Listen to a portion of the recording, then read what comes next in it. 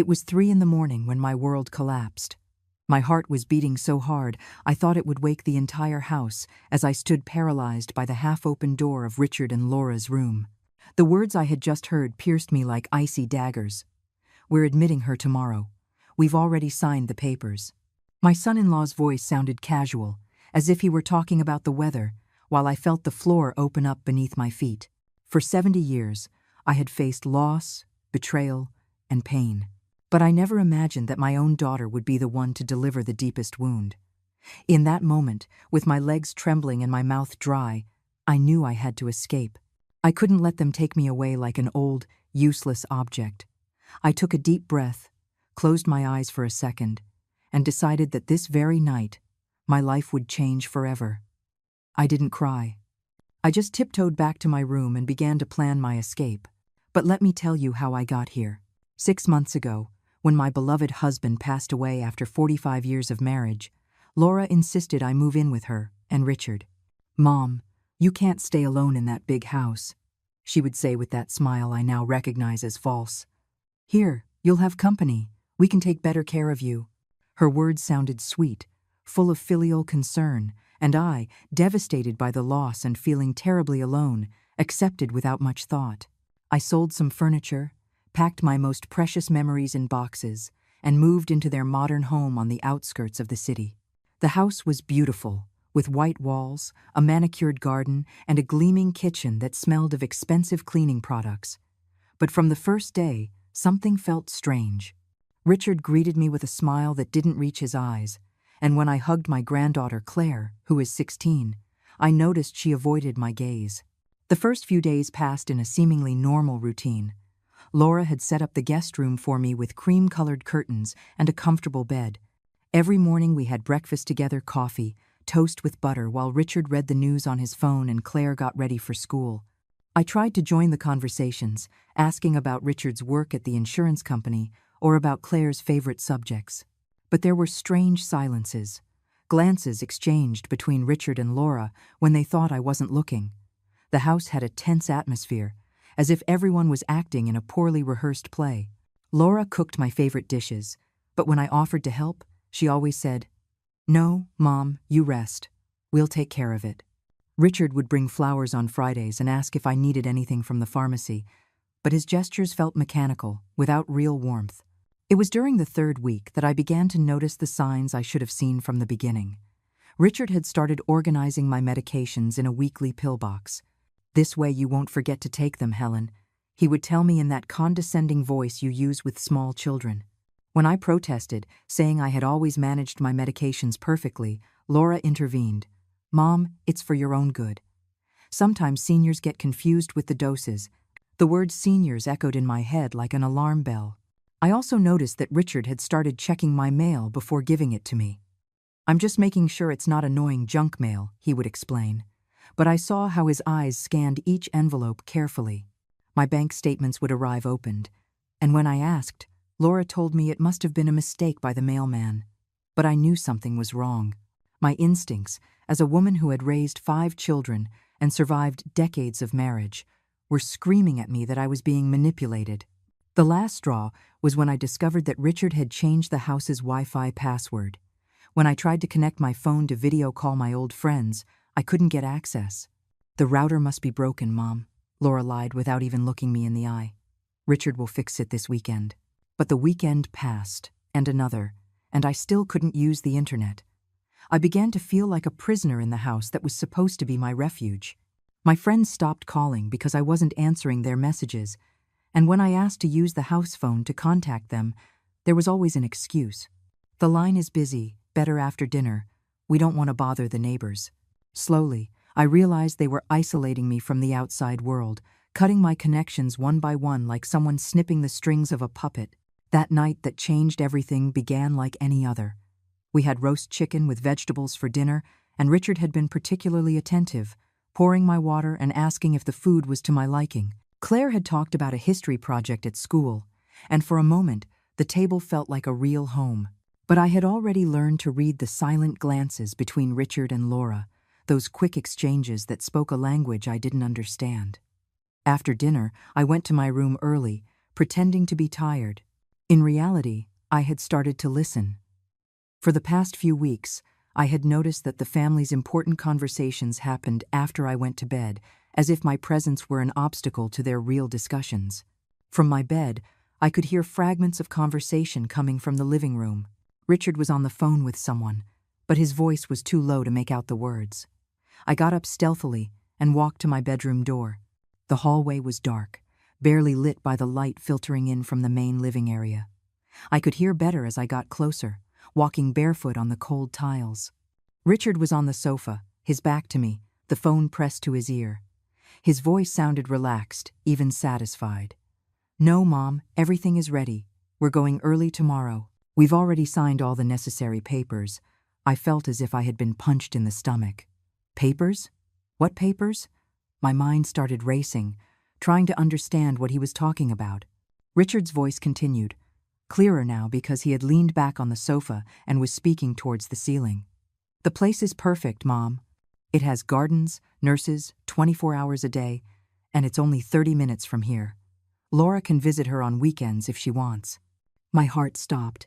He was talking about me. He was talking about putting me in some place. Yes, I already spoke with Dr. Evans. He signed the medical documents we needed. He says that at her age, it's normal for her to need specialized care. The words hit me one after another like hammer blows. Dr. Evans was my primary care physician, a man I had trusted for years. How was it possible that he had signed something without consulting me? My legs began to tremble, but I couldn't move. I needed to hear more. "Don't worry about the money, Mom. With her pension and the savings she has, we can cover the facility's expenses for years. Besides, I've already looked into selling her old house." The old house. My house. The house where I had lived for 30 years, where I had raised my children, where my husband had died in my arms. Richard was talking about selling it as if it were his, as if I were already dead. "Diane, please, don't scold me. You know this is for the best. She can't take care of herself anymore, and we can't look after her as she deserves." A lie. I could cook, clean, manage my medications, and had been doing so perfectly until I arrived at this house. The only reason I seemed confused was because they controlled every aspect of my life. Richard continued talking to his mother, Diane, revealing details that chilled my blood. Laura was worried at first, but I explained to her that it's the only way to secure Claire's future. College costs more than $20,000 a year, and with Helen's pension, we can pay for it without any problems. Plus, if we sell the house, we'll have enough for a down payment on a bigger house for ourselves. There it was, the naked and cruel truth. They didn't want to put me in a home because I was sick or because they couldn't take care of me. They wanted me out of the way so they could take over my money and my property. My own daughter had signed papers to get rid of me as if I were an old piece of furniture cluttering up the living room. The transport from the assisted living facility is coming at 8 tomorrow. We told her it was for a medical evaluation, so she won't suspect anything until it's too late. Richard laughed, a cold laugh that turned my stomach. By the time she realizes what's happening, she'll already be registered as a permanent resident. The doctor says that with her age and emotional state after her husband's death, it's easy to justify the admission. Every word was a slap in the face. They had planned every detail of my legal kidnapping with the precision of experienced criminals. And the most painful part of all was that my own daughter, the child I had carried in my womb, whom I had taught to walk and had comforted during her nightmares, was an accomplice to this betrayal. "Yes, Mom.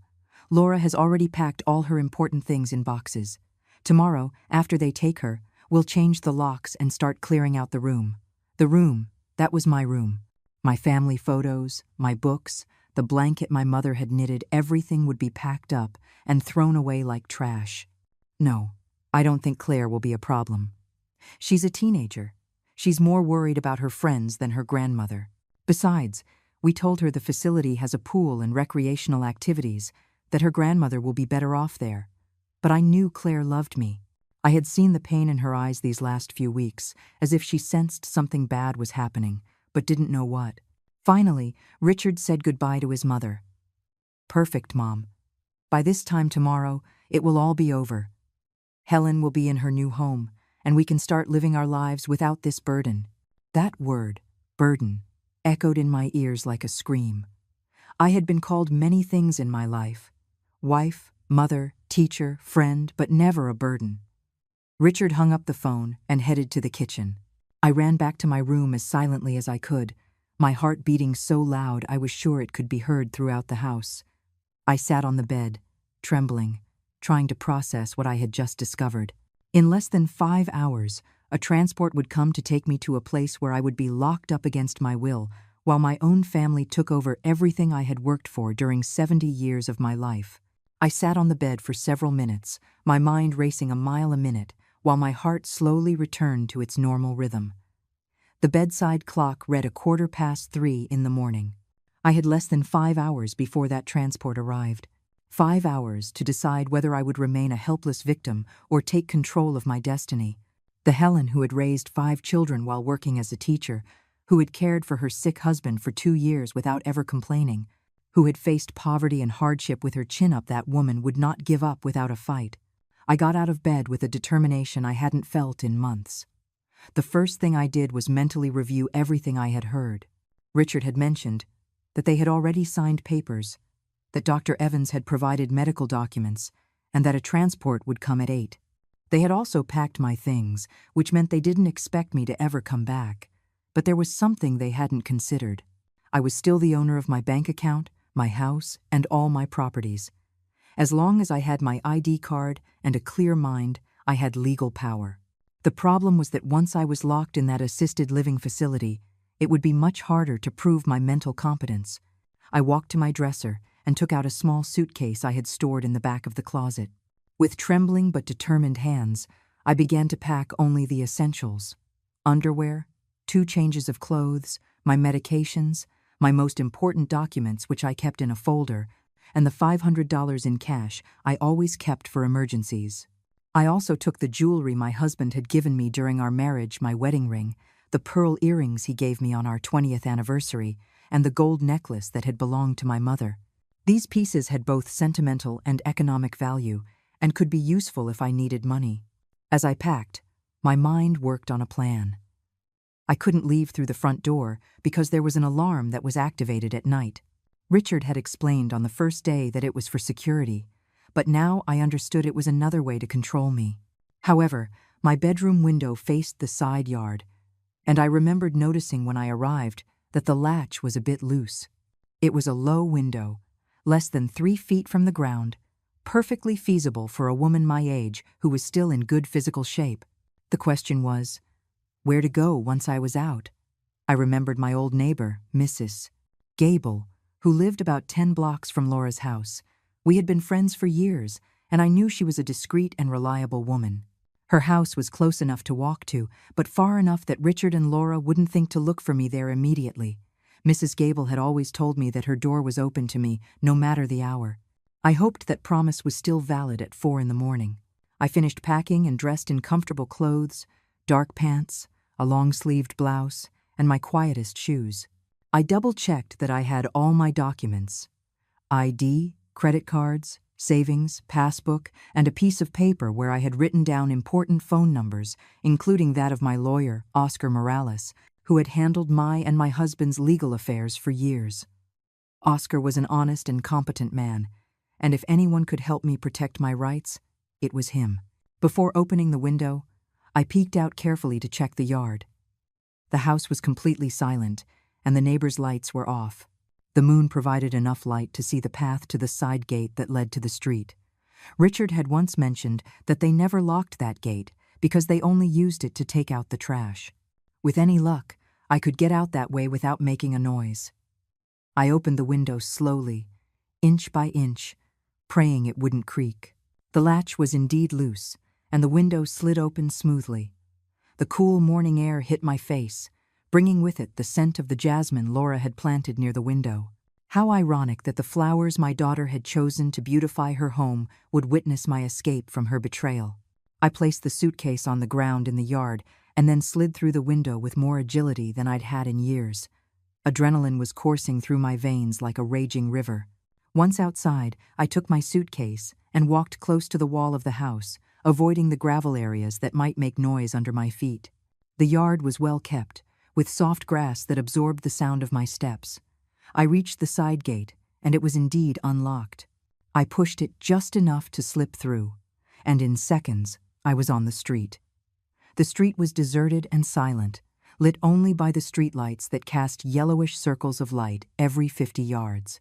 I began to walk at a steady but not too fast pace, so as not to draw attention if someone saw me from a window. As I walked, I felt a strange mix of fear and liberation. For the first time in months, I was making my own decisions, walking where I wanted to go, without anyone telling me what to do or not to do. The way to Mrs. Gable's house was familiar because we had walked that route together many times when she came to visit me or when I went for tea at her house. 10 blocks didn't seem like much in a car, but on foot, carrying a suitcase and at 70 years old, it felt like a marathon. However, every step I took moved me further away from the nightmare my life had become at Laura's house and closer to the possibility of reclaiming my freedom. When I reached the 5th block, I had to stop for a moment to rest. I sat on the edge of a public planter, trying to catch my breath. It was then that the reality of what I was doing hit me completely. A 70-year-old woman, escaping in the middle of the night from her own daughter's house because she had discovered a plan to have her institutionalized against her will. If someone had told me this story a year ago, I wouldn't have believed it. But there I was, living the nightmare that had become my reality. I arrived at Mrs. Gable's house when the nearby church clock struck 4:30 in the morning. Her windows were dark, as expected at that hour, but there was a small light on the porch that she always left on at night. I stood in front of her door for several seconds, hesitating whether it was right to wake my friend at this hour with a story that sounded like something out of a novel. But when I remembered Richard's words about the transport coming in less than 4 hours, I knew I had no alternative. I knocked on the door softly, 3 short taps, waited a moment, and knocked again. I heard shuffling steps from inside and Mrs. Gable's sleepy voice asking, "Who is it?"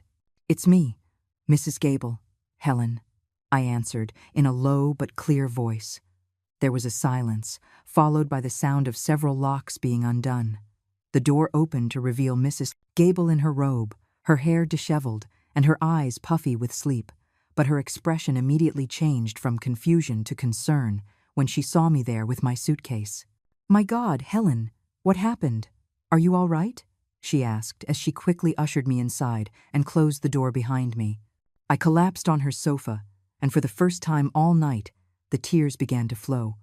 They weren't tears of sadness, but of relief and of a rage that I had been suppressing for months. Mrs. Gable sat next to me, put her arm around my shoulders, and let me cry without asking any questions. When I could finally speak, I told her everything the conversation I had overheard, the plan to have me institutionalized, the manipulation with my medications, the isolation, and the betrayal of my own daughter. Mrs. Gable listened in silence, but I saw her expression harden with every detail I revealed. "Those monsters," she muttered when I finished my story. "I always knew I didn't like that Richard. There was something in his eyes I didn't trust." Mrs. Gable had met Richard on several occasions when he visited my old house, and I remembered she had once commented that he seemed overly interested in the details of my finances. "And Laura, Helen, I thought that girl loved you. How could she do this?" The disappointment in her voice mirrored my own pain. Laura had been an exemplary daughter for years, but now I understood that maybe she had just been waiting for the right moment to show her true nature. Mrs. Gable made me some chamomile tea and offered me her guest room. "You can stay here as long as you need," she told me firmly, "but you have to call a lawyer immediately. What they're doing is kidnapping and fraud. There are laws that protect seniors from this kind of abuse." She was right. I knew Oscar Morales was my best option, but I would have to wait until his office opened to contact him. In the meantime, I needed to think about all the steps I had to take to protect myself. When the first light of dawn began to filter through Mrs. Gable's windows, I had already slept for a couple of hours and had a clear plan in mind. First, I would call Oscar to tell him the situation and ask him to take immediate legal action. Second, I would go to the bank to make sure no one else had access to my accounts. Third, I would contact Dr. Evans to confront him about the documents he had signed without my knowledge. And fourth, I needed to gather evidence of everything that had happened at Laura's house. At 7 in the morning, Mrs. Gable and I were having breakfast when her phone rang. It was a number she didn't recognize, but something told me it was related to me. "Should I answer?" Mrs. Gable asked.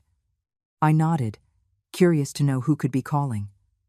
Mrs. Gable answered with a simple hello and then handed me the phone.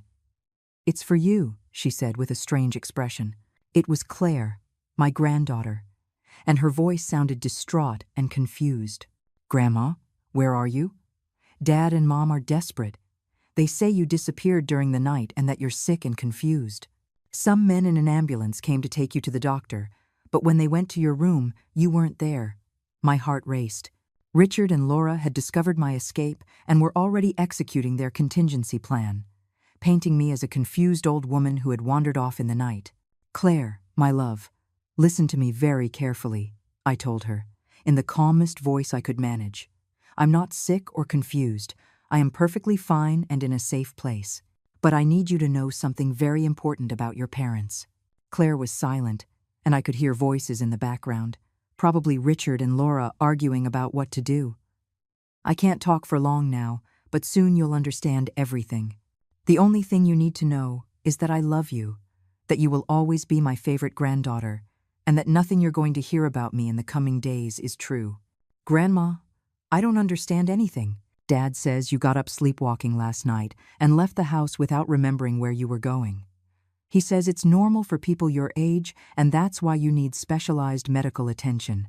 Claire's voice was breaking, and I could hear the fear and confusion in her words. Richard had already started manipulating her, using the sleepwalking story to explain my absence and justify the need to have me institutionalized. "Claire, do you remember when you were little and we used to play detectives? I'm going to ask you to use those skills now. Observe everything your parents say and do. See if their stories make sense. And above all, remember that your grandmother who taught you to read, who took you to the park every Sunday, who knows your birthday, your favorite color, and all your secrets, is not sick."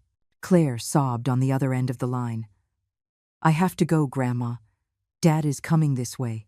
The line went dead, leaving me heartbroken, but also with a new determination. It was official. The war had begun. Richard and Laura would not only try to have me institutionalized when they found me, but they were also building a narrative where I was a senile old woman who was a danger to herself. But they had a weakness they hadn't considered. Claire, my granddaughter, was intelligent and sensitive, and although she was only 16, she had inherited my ability to see beyond pretty lies. If I could maintain a line of communication with her, I would have an ally inside enemy territory. At 8:30 in the morning, I was sitting in Oscar Morales' office. He had agreed to see me on an emergency basis after I explained the situation over the phone. Oscar was a man of 60, with gray hair and a piercing gaze that inspired confidence. He had handled my family's legal affairs for 15 years and knew my financial and mental situation perfectly. When I finished telling him everything that had happened, he leaned back in his chair with an expression of indignation that reassured me. This was not the first time he had seen a case like mine.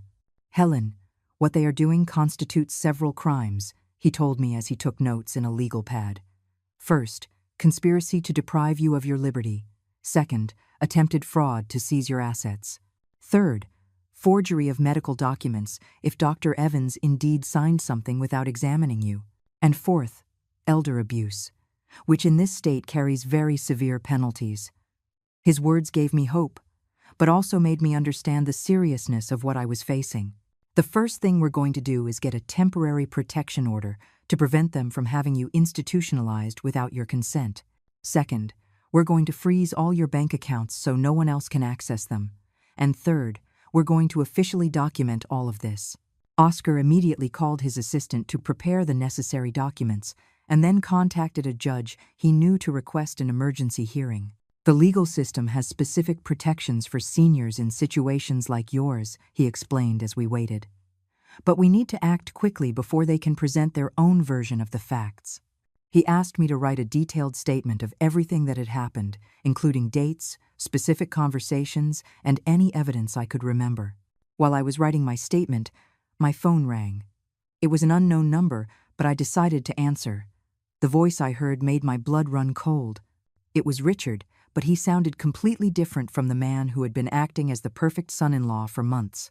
His voice was cold, threatening, with no trace of the false courtesy he had used with me.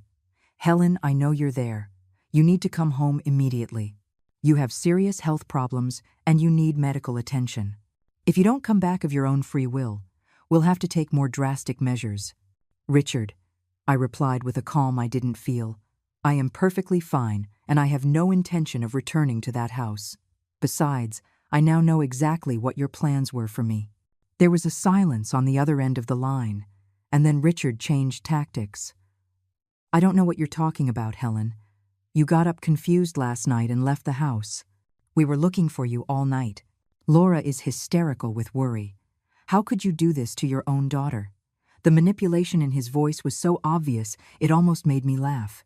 "I heard your conversation with your mother last night, Richard. I know all about the assisted living facility, about the papers you signed, about selling my house, about using my pension to pay for Claire's college. I know that Dr. Evans signed false documents. I know everything." This time the silence was longer, and when Richard spoke again, he had completely dropped the pretense of concern. "Listen to me carefully, you stupid old woman.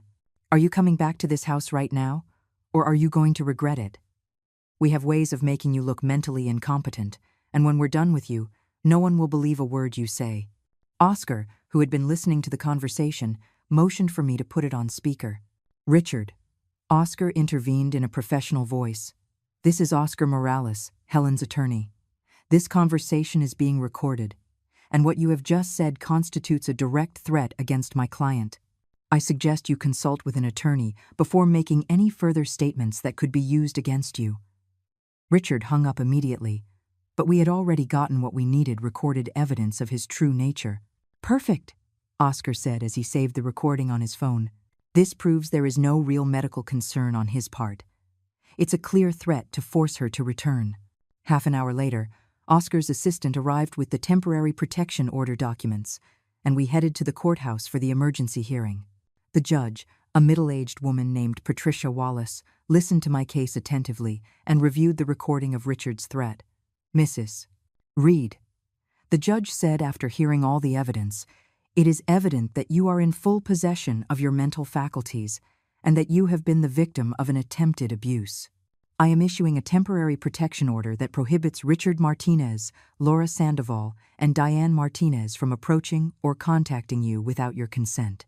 I am also ordering an official investigation into the falsified medical documents and the attempted forced institutionalization." The sense of relief I felt at that moment was indescribable. We left the courthouse with official documents that legally protected me. But Oscar warned me that this was just the beginning. Now they will try to prove that you are mentally incompetent to manage your affairs. They will bring witnesses. They will get biased medical evaluations. They will do everything possible to reverse this order. He was right. Richard and Laura were not going to give up easily, especially now that they knew I was fighting back. Our next stop was the bank. When we arrived, we asked to speak with the manager, and I explained the situation. It turned out that Richard had tried to get information about my accounts the previous week, saying he was my son-in-law and needed to help manage my finances because I had been a little confused lately. Fortunately, the bank had strict privacy policies and had not given him any information. However, the manager showed me that there had been online access attempts to my account from an IP address that was not mine. I immediately changed all my passwords, added a security alert to all my accounts, and stipulated that only I could authorize any transaction over $100. I also transferred most of my money to a new account at a different bank, where Richard and Laura wouldn't know to look. "Your life savings amount to approximately $120,000, the manager explained as we processed the transfers. "With your monthly pension of $1,800, you have sufficient resources to live independently for many years."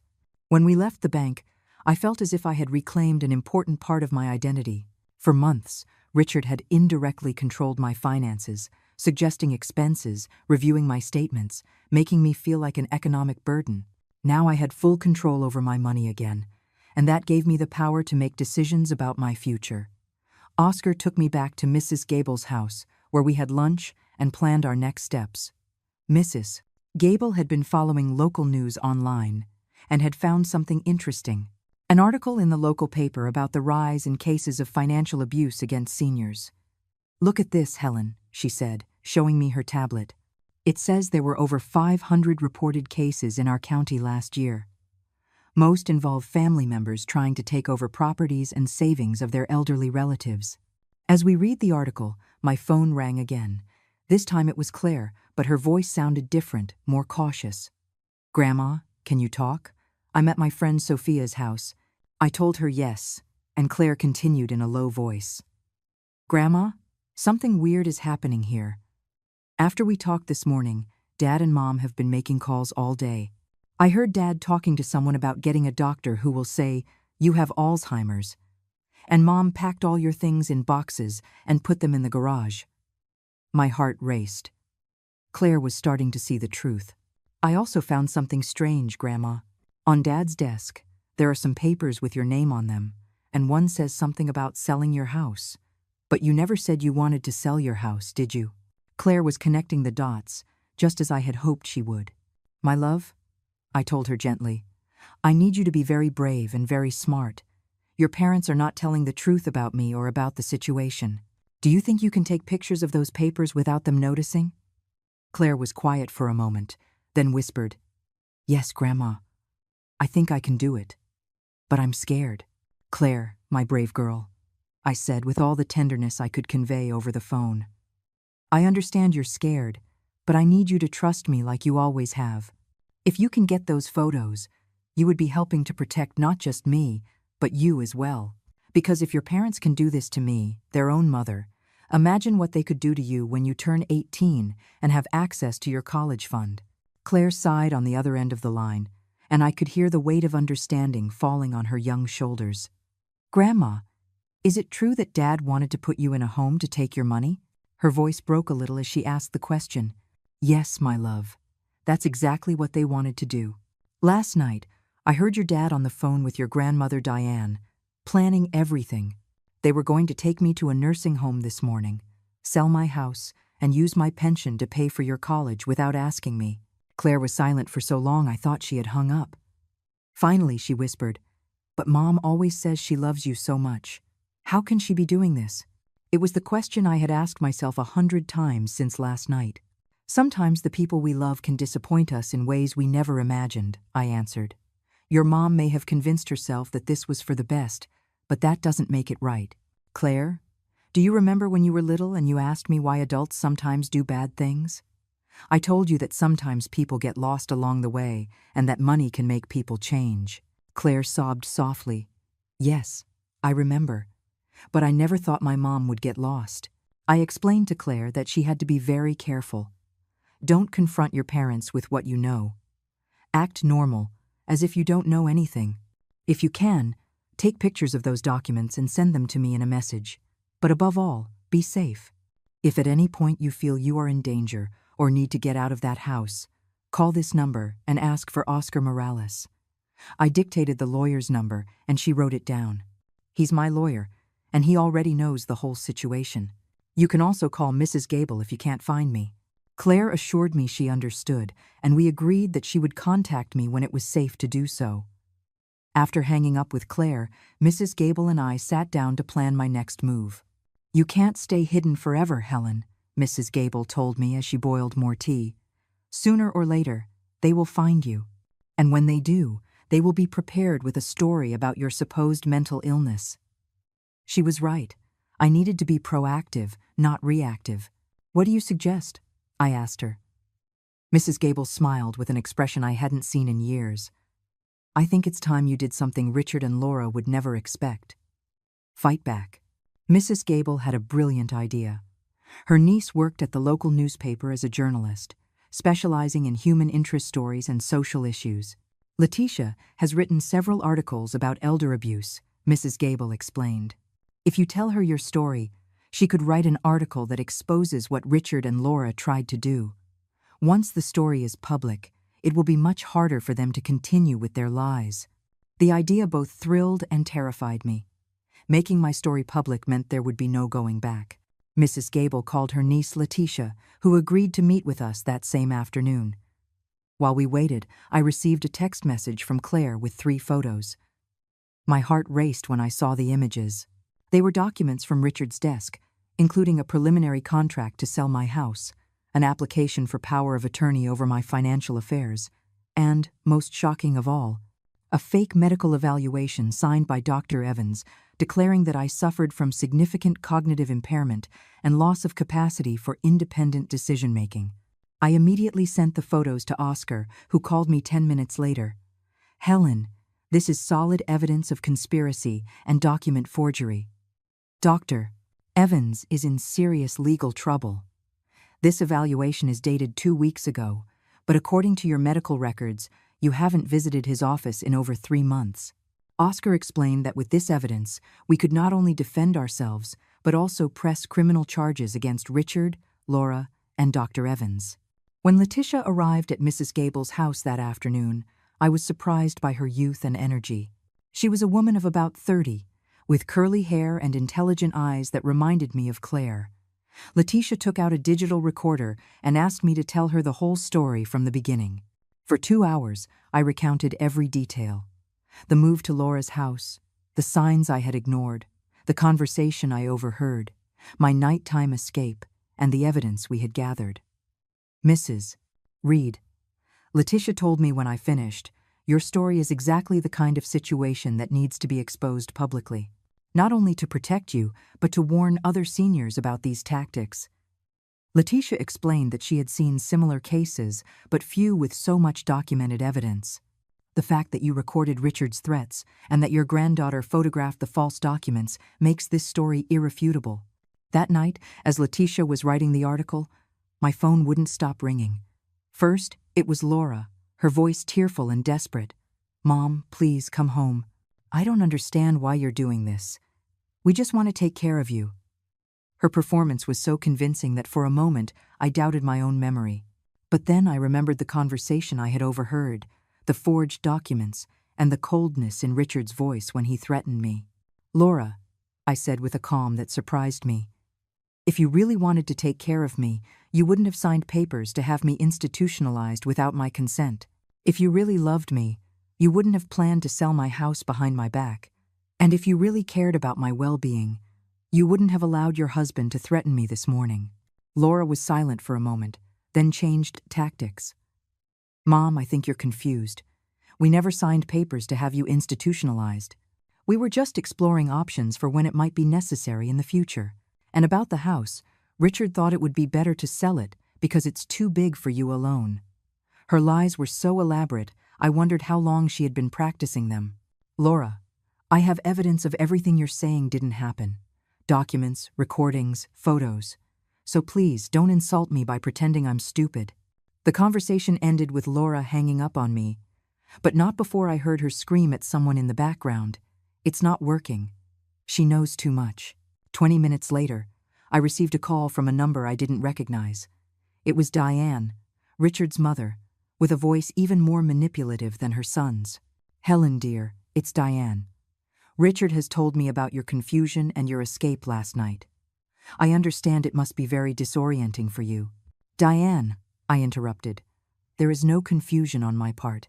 I heard the conversation you had with your son last night, where you planned to have me institutionalized to take over my money, so you can save the theatrics." Diane was silent for a moment, then her voice changed completely, becoming hard and threatening. "Listen to me carefully, Helen.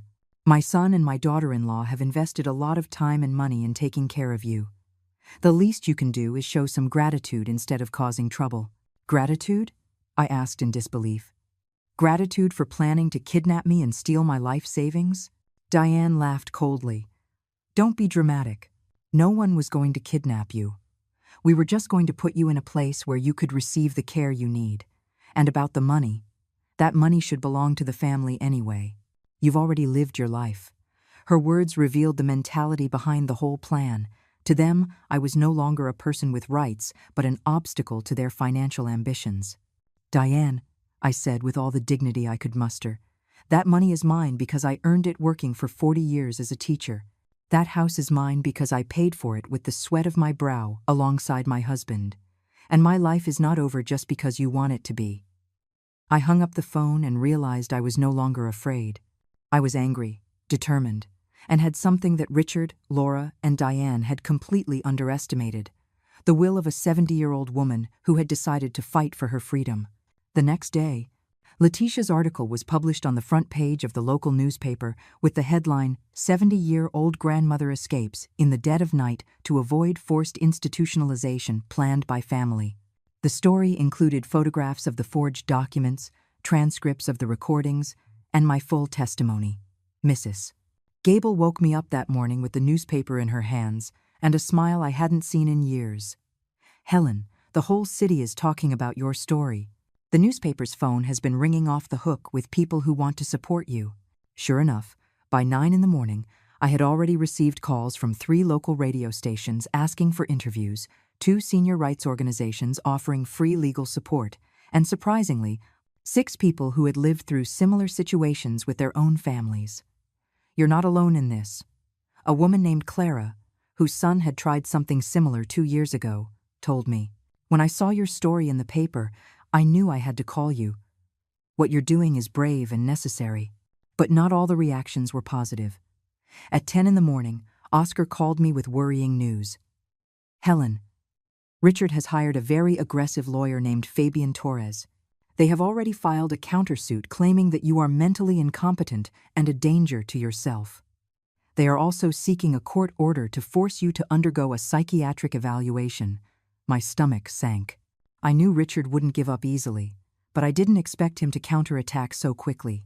"Furthermore," Oscar continued, "they have contacted all the local media with their version of the story. They are saying you are suffering from paranoia and delusions, and that the newspaper article is a product of your mental confusion. It was exactly the tactic I had feared.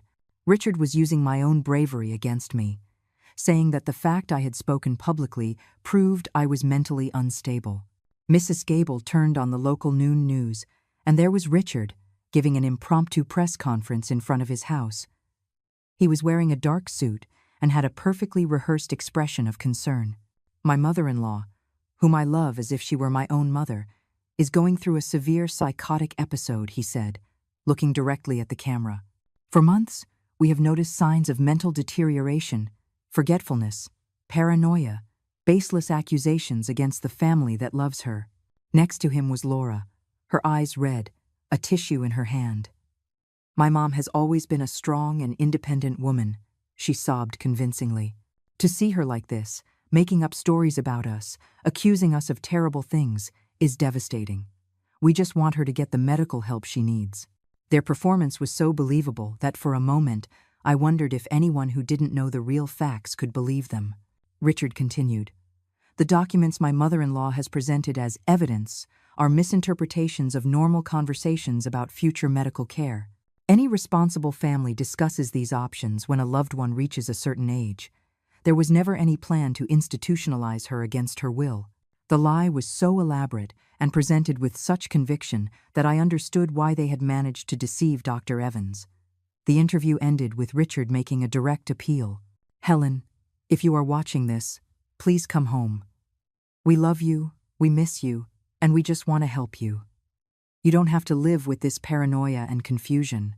There are treatments that can help you feel better." It was a masterstroke of public manipulation, painting himself as the loving and concerned son-in-law while portraying me as a delusional old woman. An hour later, my phone began to ring with calls from unknown numbers. Some were journalists asking for my response to Richard's statements, but others were people who had seen the press conference and now doubted my version of events. "Ma'am, is it true that you're sick?" one woman asked. "Your son-in-law seemed very sincere on television." Each call was like a stab, sowing doubt about my sanity in the public's mind. Mrs. Gable found me crying in the kitchen that afternoon. "I can't take this," I told her. "They are so convincing that even I am starting to doubt my own memory." Mrs. Gable sat next to me and took my hands in hers. "Helen, look at me. You are not crazy. You are not confused. You have solid evidence of what happened, and thousands of people support you. You can't let them convince you that the reality you lived is not real." That night, Claire sent me a text message that broke my heart. "Grandma, I don't know what to believe. Dad and Mom are saying you're very sick, and that the photos I took are of documents you misinterpreted. They say you manipulated me into stealing private documents. I'm confused and scared." Richard had achieved what he wanted, to sow doubt even in the mind of my own granddaughter. I replied immediately, "Claire, I understand your confusion, but I want you to remember something. The grandmother you have known since you were little, who helped you with your homework for years, who knows all your secrets and has never lied to you, does she seem like a person who would invent such an elaborate story? Or does it seem more likely that the adults who have been lying about small things for months are also lying about this?"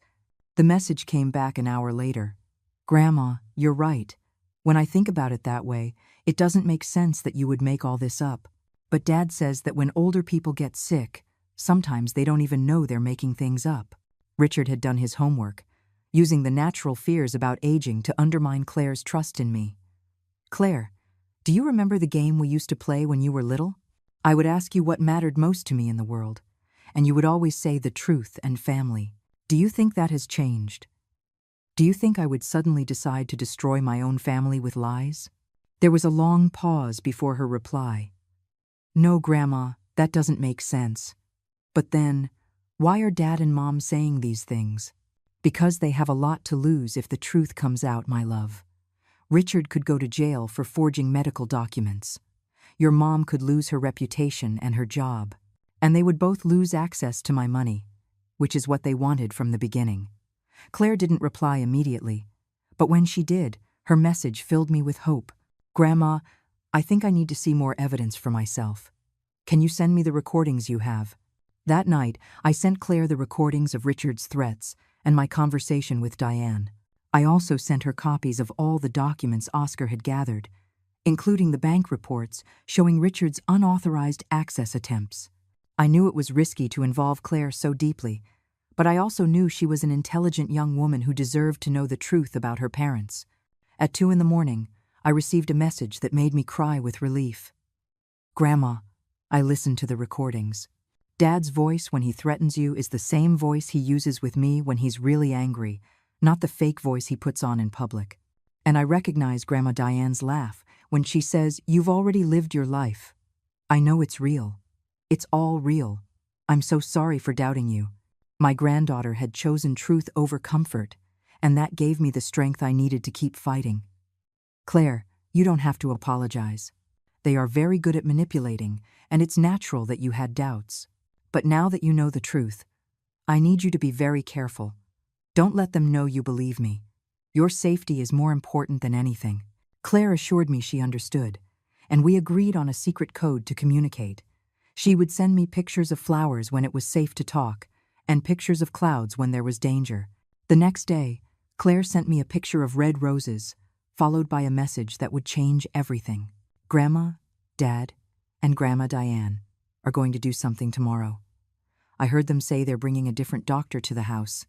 Someone who is going to say you have to be admitted immediately for your own safety. They're also going to contact the police to report you as a lost and confused senior. You have to be prepared."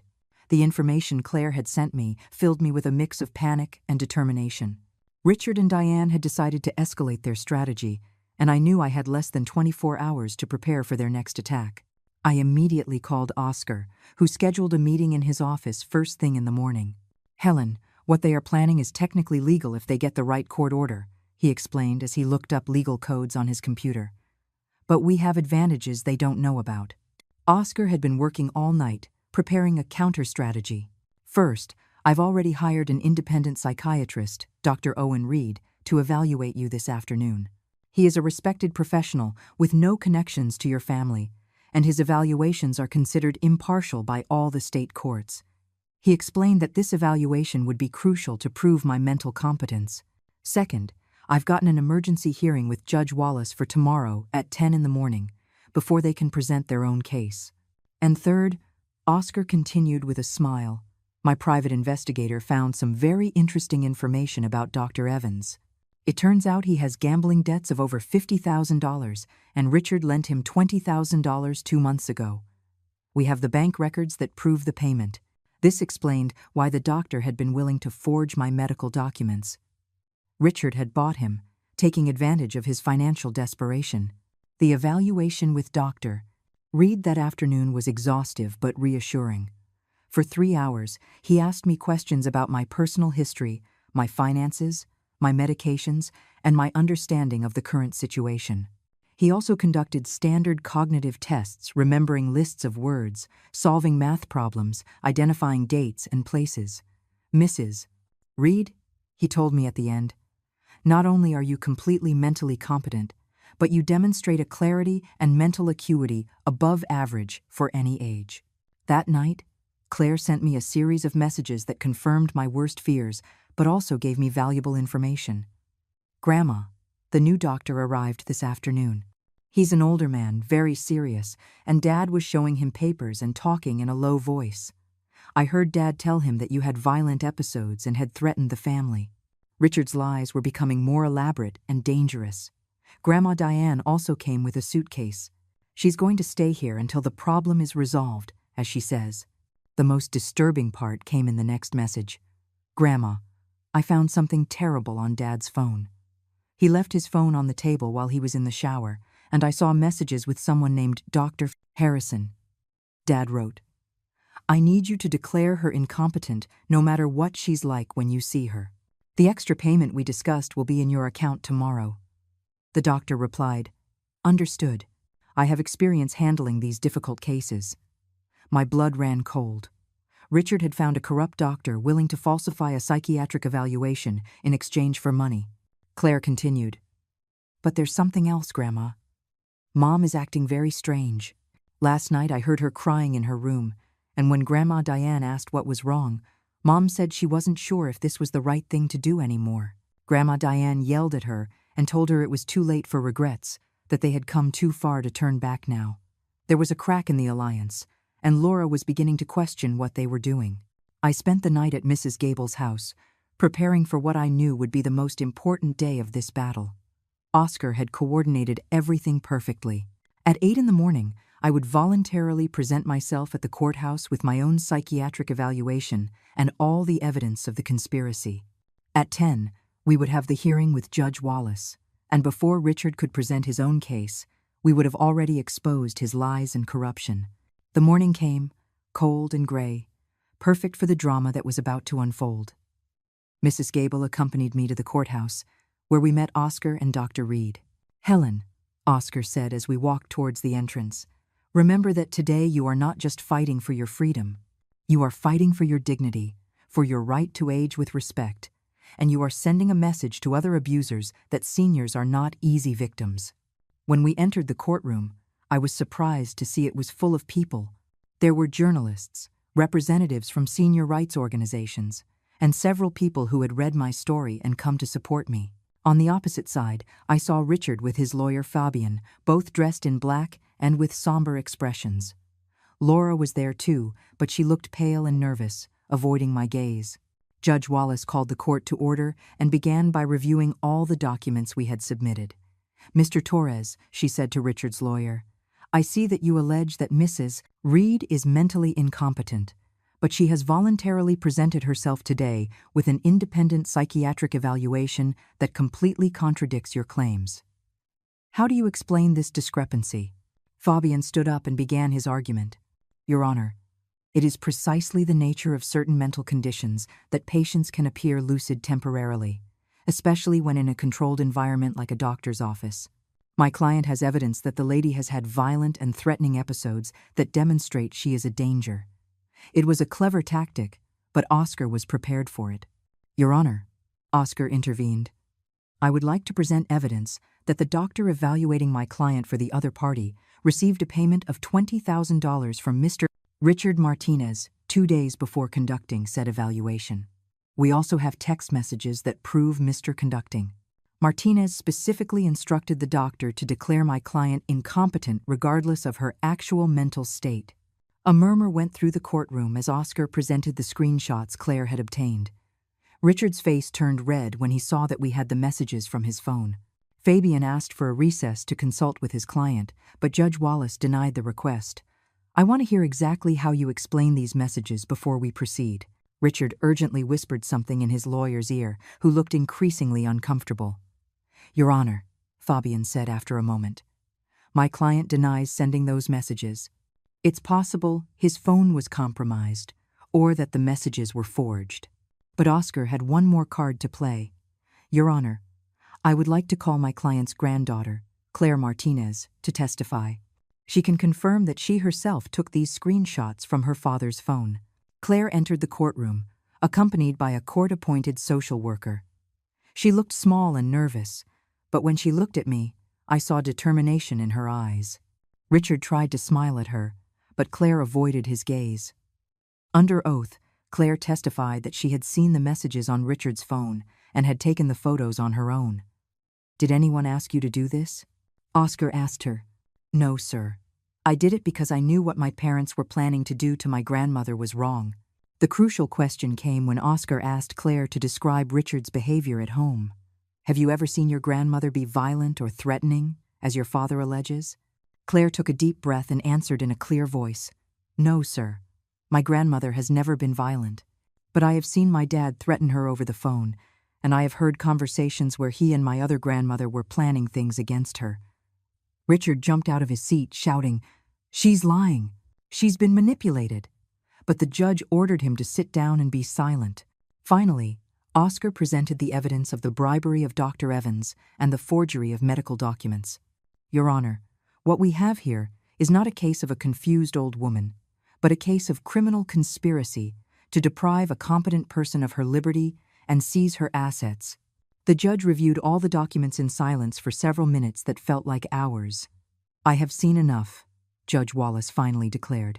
The evidence presented clearly demonstrates that Mrs. Helen Reed is in full possession of her mental faculties and has been the victim of a conspiracy to deprive her of her rights. I order that the protection order against Mr. Richard Martinez, Mrs. Laura Sandoval, and Mrs. Diane Martinez be maintained. Furthermore, I am ordering an immediate criminal investigation into the allegations of document forgery, bribery, and conspiracy. The gavel fell, and I knew I had won the first real battle. When Judge Wallace delivered her verdict, I felt as if a gigantic weight had been lifted from my shoulders. I had won, but Richard's glare from across the courtroom told me this was far from over. As we were leaving the courthouse, I saw Fabian speaking urgently with Richard, who had his hands clenched into fists and his jaw tight. Laura remained seated in her chair, her head in her hands, sobbing silently. Claire came up to me and hugged me tightly. Grandma, I'm so sorry. I'm sorry I ever doubted you. I'm sorry I didn't realize what Mom and Dad were doing sooner. My precious girl, I said, stroking her hair, you have nothing to be sorry for. You were the bravest of all of us. Without your help, I never would have been able to prove the truth. The court's social worker explained that Claire could stay with me temporarily while the family situation was investigated, but that eventually, decisions would have to be made about her custody. For now, he said, the important thing is that you are both safe. Oscar accompanied me to give a statement to the police about the criminal charges. The detective in charge of the case, an older man named Detective Miller, listened attentively as I recounted the whole story one more time. Mrs. Reed, he said when I finished, in my 20 years of service, I've seen many cases of elder abuse, but few with as much documented evidence as yours. Mr. Richard Martinez is going to face very serious charges. He explained that Richard could be charged with conspiracy, attempted kidnapping, document forgery, bribery, and elder abuse charges that, combined, could result in a sentence of up to 15 years in prison. 3 days later, Richard was arrested at his workplace. The local news covered the arrest, and the image of Richard in handcuffs being led out of his insurance office went viral on social media. Dr. Evans was also arrested and had his medical license immediately suspended. Dr. Harrison, who had accepted the bribe to falsify my psychiatric evaluation, faced similar charges and an investigation by the state medical board. Diane, Richard's mother, was questioned but not arrested, although she was forbidden to contact me under any circumstances. However, I received a call from her a week after Richard's arrest. Her voice no longer had its former arrogance. It sounded defeated and bitter. "This is your fault, Helen. You destroyed my son and my family because of your selfishness." Her twisted logic amazed me even after everything that had happened. "Diane," I replied with a calm that surprised me, "your son destroyed himself when he chose to steal and lie. I only defended myself." She muttered something about revenge before hanging up, but I no longer cared about her empty threats. Richard was in jail awaiting trial, Dr. Evans had lost his career, and I had full control of my life again. The situation with Laura was more complicated and painful. For the first 2 weeks after the trial, I heard nothing from her. Claire told me that her mother had temporarily moved in with a friend because she couldn't bear to be in the house where they had planned my kidnapping. "Mom cries a lot," Claire told me one afternoon as we had tea at Mrs. Gable's house. "I think she really realizes what she did, but she doesn't know how to apologize." A month after the trial, Laura appeared at Mrs. Gable's door on a rainy afternoon. She looked haggard, with deep dark circles under her eyes and her hair unkempt. "Mrs. Gable asked if I wanted to see her, and after hesitating, I decided I did." Laura sat across from me on Mrs. Gable's sofa, and for several minutes, neither of us said anything. Finally, she broke the silence. "Mom, I don't know where to begin. You could start by explaining how my own daughter, the child I carried in my womb for 9 months, whom I raised with love and sacrifice, could sign papers to lock me up as if I were a dangerous animal," I said. My voice came out harsher than I intended, but the words needed to be said. Laura began to cry, but I had cried too much over the last few months to feel immediate sympathy. "Richard convinced me it was for the best," she whispered through her tears. "He said you were deteriorating, that it was dangerous to leave you alone, that the assisted living facility was like a 5-star hotel. I didn't want to hurt you, Mom. I swear I didn't." Her explanation sounded pathetic even to herself. "And the money, Laura? Did Richard also convince you that you needed my pension and my savings?" Laura covered her face with her hands. "We were in financial trouble, Mom. Richard lost a lot of money in bad investments, and Claire's college cost so much. I thought maybe you could help us, but Richard said you would never agree voluntarily." The truth behind the whole conspiracy was finally coming out. It wasn't just malice, but also financial desperation and Richard's toxic influence. "Laura," I said after a long silence, "for 70 years I have faced money problems, family crises, illnesses, and the death of your father. Never, not once, did I consider betraying my family to solve my problems. If you had come to me honestly, if you had explained the situation, we would have found a solution together. But you chose lies, manipulation, and abuse." Laura's tears intensified. "I know I have no right to ask for forgiveness. I know what we did is unforgivable. But you are my mother, and I can't live without you in my life." Her words hurt me, because I recognized genuine love mixed with guilt and regret. But I also recognized that the damage caused was deep and could not be easily repaired. "Forgiveness," I finally told her, "is not something that can be requested. It is something that is earned with time, honesty, and real change. Richard is going to jail for what he did, and you will have to live with the consequences of your decisions. If you really want a chance to rebuild our relationship, you will have to prove that you have changed, not just with words, but with actions." Claire, who had been living with me since the trial, decided to stay with me permanently. "Grandma," she told me one night as she was studying for her final exams, "with you, I feel safe. I know you would never lie to me or betray me for money." The legal custody was relatively simple. Laura did not fight my petition, and Claire was already 17, which meant her opinion carried a lot of weight in the court's decision. 6 months after the trial, Richard was sentenced to 12 years in prison after pleading guilty to all charges. Dr. Evans received 5 years and permanently lost his medical license. During the sentencing hearing, I had the opportunity to give a victim impact statement. I looked directly at Richard as I spoke. "You not only tried to steal my money and my freedom, you tried to steal my dignity, my autonomy, and my right to age with respect. But you failed, because you underestimated the strength of a woman who has lived 70 years learning to fight for what is right.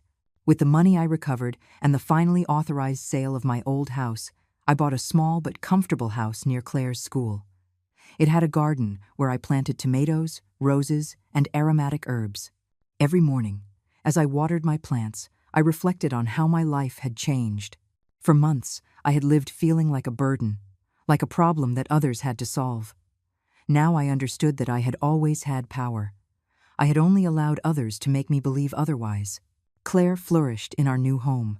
Her grades improved, she got her smile back, and she began to talk about her dreams of studying law to help other people like my grandma.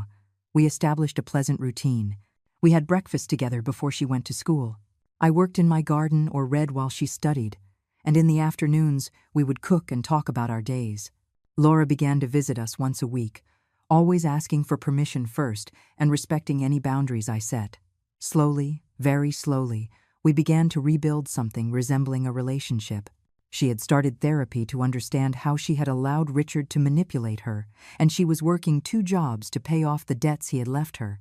"I'm learning to be the mother I should have always been," she told me during one of her visits. A year after the trial, I received a call from Letitia, the journalist who had written my original story. "Mrs. Reed, would you like to write a book about your experience? We have received hundreds of letters from people who want to know more details of your story, and I think it could help many other people in similar situations." The idea intrigued me. For months, seniors had been contacting me for advice on how to protect themselves from family abuse. I began writing my memoirs that same month. Every day, after Claire left for school, I would sit at my new desk and remember every detail of my experience. Writing was cathartic, but also painful. Reliving the betrayal, the fear, and the sense of helplessness was not easy, but also remembering my strength, my determination, and my eventual victory filled me with pride. The book was published 2 years later, with the title "I Am Not Crazy," a grandmother's story of refusing to be a victim. It became an immediate success, not only because the story was dramatic, but because it resonated with thousands of seniors who had faced similar situations. I began to receive invitations to speak at conferences, community centers, and universities about the rights of the elderly. During one of my talks, an 80-year-old woman approached me with tears in her eyes. "Mrs. Reed," she told me, "after hearing your story, I found the courage to confront my son about the money he has been taking from my bank account without permission. Your story saved me." Moments like that reminded me why it had been important to fight, not just for myself, but for all the seniors who deserve to age with dignity and respect. Claire graduated from high school with honors and received a full scholarship to study law at the state university. "Grandma," she told me the night before she left for college, "I want you to know that you taught me what it means to be strong. Not the kind of strength that shouts and threatens, but the kind of strength that stands firm in the truth, no matter how many people try to convince you that you're wrong." Her words filled me with a pride I hadn't felt in years. Today, 3 years after my nighttime escape, I live a full and independent life. I am 73 years old. I manage my own money, I make my own decisions, and no one tells me what to do or where to live. My garden is flourishing. My house is full of life and laughter when Claire comes to visit during the holidays, and I have a network of friends and supporters that extends across the country. Laura and I have rebuilt a careful but genuine relationship. She will never be the daughter she was before Richard poisoned her against me, but she has become a woman who acknowledges her mistakes and works every day to be better. "Mom," she told me during her last visit, "I know I can never fully repair the damage I did to you, but I want you to know that I admire the strong woman you always were, and that I had to hurt you to be able to see her clearly." Richard is serving his sentence in a state prison, and according to Claire, who maintains minimal contact with him, he has shown no real remorse for his actions. He continues to blame me for destroying his family and maintains that he was only trying to take care of me. Diane moved to another state after the trial, and I have not heard from her since, which is exactly how I prefer it. Every morning, when I wake up in my own house, in my own bed, and see the sun coming through the windows that I chose, I remember that night when I escaped through the window with only a suitcase and a heart full of determination. That night changed my life not because I escaped my captors, but because I remembered who I really was. Helen Reed, a 70-year-old woman who had survived wars, poverty, loss, and betrayal, and who was not going to let anyone steal her dignity. The story that began with a whispered phone conversation in the dark ended with an elderly woman who reclaimed not only her freedom but also her voice. And that voice is now used to protect others, to educate about elder abuse, and to remind the world that age does not make us victims unless we allow it. I never went back to that house where they treated me like a prisoner. I will never again allow anyone to make me feel like a burden.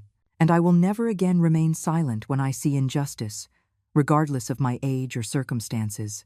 Because I learned that real strength comes not from young muscles or infinite energy, but from accumulated wisdom and the refusal to surrender in the face of adversity.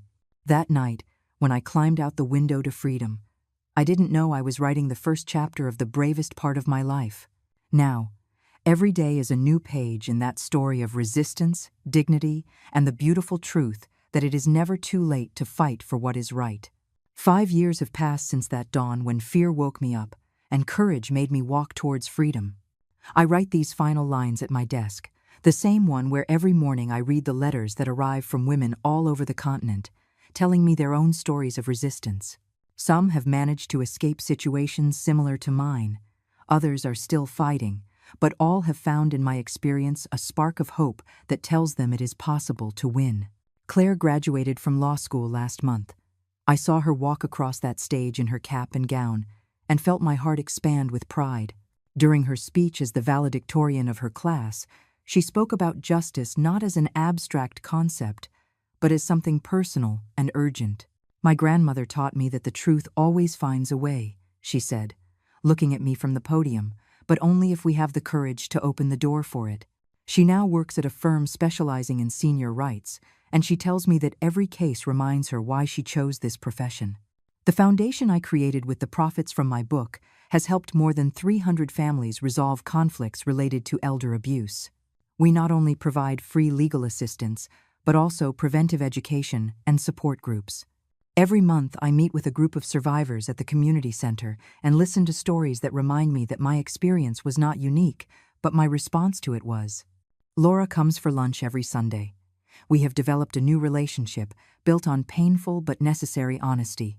She is no longer my little girl who needs protection, but an adult woman who must bear the consequences of terrible decisions. But she is also a mother who is raising her new baby, my grandson, Sebastian, with different values. I want him to grow up knowing his strong grandmother, she told me, as the little one played in my garden last week. Richard will be released from prison next year. Claire asked me if I am afraid he will try to get revenge, but the truth is, he no longer provokes any strong emotion in me. He is simply a man who made wrong decisions and now lives with the consequences. His power over me died that night when I decided my freedom was worth more than my comfort. My house has become a refuge not only for me, but for other older women who need a safe place while they resolve their legal situations. The guest room is always occupied by some grandmother who is learning to reclaim her voice. Mrs. Gable, who is now 82, says my house feels like a sanctuary where women come to remember their own strength. The garden I planted that first year has spread throughout the backyard. Every spring I plant new varieties of flowers and vegetables because I discovered that creating new life is the best medicine against bitter memories. The roses I planted in memory of my husband are now a gigantic bush that perfumes the whole house, reminding me that true love never dies, it only transforms. Yesterday, I received a letter from a woman in Colombia whose son was trying to sell her house without her consent. She wrote that after reading my book, she confronted her family and sought legal help. You taught me that being older doesn't mean being helpless. Her letter ended. Thank you for showing me that it's never too late to fight. These letters are my greatest treasure, more valuable than all the savings I protected from Richard, because they confirm that that night when I climbed out the window, I not only escaped to my own freedom, but I opened a path for other women to follow. I am 75 years old now. My hair is completely white, my hands show the lines of time, and my steps are a bit slower. But my mind is clear, my will is ironclad, and my voice is stronger than ever. Every morning I wake up grateful for another day of freedom, another day of dignity, another day of decisions that are mine alone. Sometimes, in the silent nights, I remember those months when I lived as a prisoner in my own daughter's house. I remember the feeling of helplessness, the humiliation of being treated like an object, the pain of family betrayal. But those memories no longer hurt me. They strengthen me. They remind me of where I came from and how much I have grown. Life taught me that true victory is not in taking revenge on those who hurt us, but in reclaiming the power we thought we had lost. My revenge against Richard was not sending him to prison. It was proving that his attempts to break me only made me stronger. Tonight, like every night for the past 5 years, I will lock my house with my own keys, turn off the lights when I decide, and go to bed in my own bed, knowing that tomorrow I will wake up free. And that freedom, won with tears, sweat, and unwavering determination, is the sweetest thing I have tasted in my 75 years of life. It is never too late to write a new chapter. It is never too late to say no more. And it is definitely never too late to discover that inside every seemingly frail grandmother lives a warrior who was just waiting for the right moment to awaken.